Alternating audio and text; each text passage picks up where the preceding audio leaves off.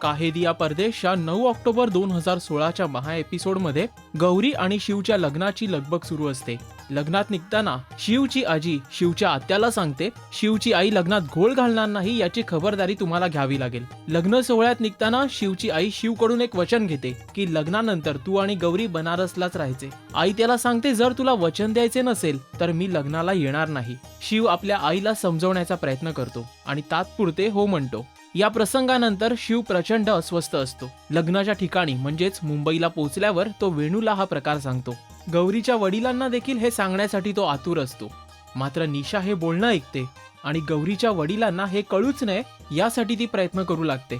शिव गौरीच्या वडिलांना ही गोष्ट सांगण्यासाठी गेल्यावरती शिवची आई आणि निशामध्ये वाद सुरू होतो. मात्र निशा तिथून काढता पाय घेते आणि शिव गौरीच्या वडिलांना ही गोष्ट सांगणार नाही यासाठी त्याचा पाठलाग करू लागते. गौरीचे वडील सर्व पाहुण्यांच्या स्वागताला उभे असतात. तेवढ्यात निशा त्यांना दुसऱ्या खोलीत पाठवते आणि शिव तिथे येताच त्याला डायनिंग हॉलकडे. यामुळे दोघांचा संवाद होऊ शकत नाही. शिवच्या वडिलांना संशय येतो की नक्कीच काहीतरी गडबड आहे. ते शिवच्या आईला याचा जाब विचारण्यासाठी जातात.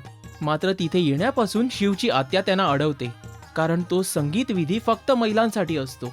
दुसरीकडे जेव्हा नचिकेत आणि निशाकडून गौरीच्या आजी आणि आईला कळतं की शिवच्या आईनं शिवच्या लग्नानंतर गौरीला बनारसला राहण्याची अट घातलीये, त्यावेळी त्यांना काहीच सुचत नाही.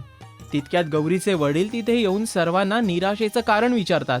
निशा गौरीच्या वडिलांना सांगते की लग्नानंतर की गौरी आपल्या शेजारी न राहता शिव तिला मुंबईत त्यांच्या ऑफिसच्या जवळ राहायला घेऊन जाणार आहे. थोडक्यात निशा त्यांच्यासोबत खोटं बोलते. नचिकेत शिवला कॉल करतो आणि तू फक्त हो म्हण असं सुचवतो. गौरीच्या वडिलांकडे फोन दिल्यावर शिव काही बोलणार तितक्यात गौरीचे वडील होकार देतात. गौरीच्या हळदीनंतर सर्व लग्न मंडपात जातात. त्यावेळी गौरीची आई शिवचं औक्षण करते. शिव आणि गौरीचा लग्न सोहळा पार पडण्याआधी शिवची आई शिवनं आंघोळ केलेलं पाणी गौरीच्या अंगावर शिंपडते. लग्नाच्या विधीला सुरुवात होते. फेरे सुरू होण्यापूर्वी शिवच्या आईला निशा समजूत काढून घेऊन येते.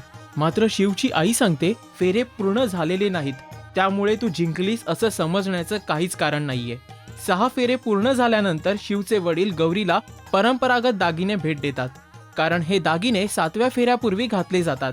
गौरी तयार होण्यासाठी जाते तेव्हाच शिवची आई गौरीच्या वडिलांना सांगते की शिवनं आम्हाला वचन दिलंय की तो लग्नानंतर बनारसला राहणार. हे ऐकताच गौरीच्या वडिलांच्या पायाखालची वाळूच सरकते.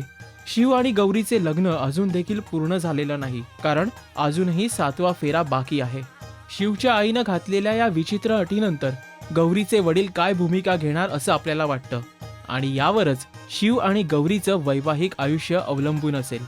याबद्दलचे अधिक अपडेट्स जाणून घेण्यासाठी पाहत रहा Rajshri Marathi. Hi, this is Rishi Saxena. Do subscribe to Rashtree Marathi.